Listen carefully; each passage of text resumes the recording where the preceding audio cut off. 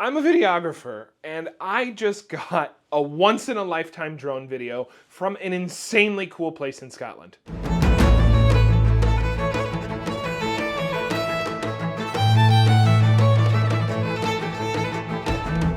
That short segment of video came about after countless hours of planning, flying across the ocean, waiting for a day with perfect weather, and then waking up at 4:30 a.m. and driving to the middle of nowhere on the wrong side of the road.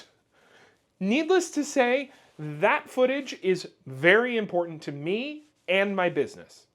While in this instance, it's video content for promotional purposes, this important file could easily be from a wedding or a business event or just be video of your baby's first steps. Let's talk about how to protect it. For better and for worse, important video files are likely impossible or very expensive to replicate. Because of that, you need to make sure that something like a simple hardware failure, the slip of a finger on the delete key, or malware can't make that bit-stored gold disappear. For that reason, the first thing you'll want to do to protect your video files is implement the 3-2-1 backup strategy. We have a whole video and a guide on the 3-2-1 backup strategy, which you can find in the description. But basically, to use it, you should always have 3 copies of your data stored in 2 different kinds of media, and with one of those copies being offsite. So you want a bunch of copies of big files. Super easy! Okay, actually it's not very hard.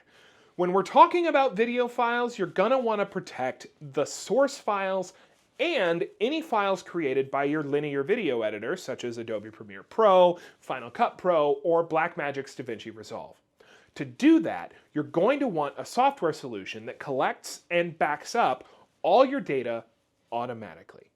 While it's certainly possible to make regular copies to external media or personal cloud storage, that's prone to human error, and it can cost a lot because cloud storage is expensive. I've tried to go that route in the past and it did not go well. Aside from automatic backup, you're going to want to make sure that whatever backup solution you choose to protect your video files is backing up those files in their original quality. Many cloud photo and video storage solutions will take your original files and create what's called a lossy copy, rather than storing the raw version. This can be okay if all you want to do is watch it later, because raw video files from a camera have a lot of data that you don't actually see most of the time and only use when you're editing. However, if you do want to edit or use the content professionally, you need the original version. That's another thing to watch out for. Whatever solution you use should back up your data in exactly the same quality as the original version. There are a couple solutions on the market that can do all of that for you without breaking the bank.